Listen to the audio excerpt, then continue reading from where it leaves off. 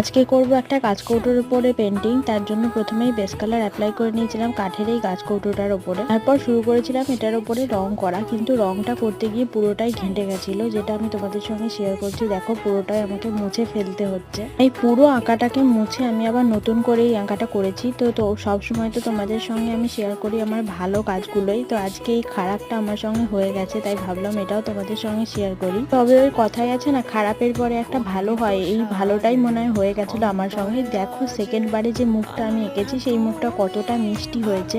আমার যে ব্রাইড সে আমাকে এই রেফারেন্সটা দিয়েছিল, এটা দেখে দেখেই আমাকে করতে বলা হয়েছিল। তো আমি সেই রকমই অনেকটা করার চেষ্টা করেছি। তোমরা দেখে জানিও যেটা তোমাদের কেমন লাগলো।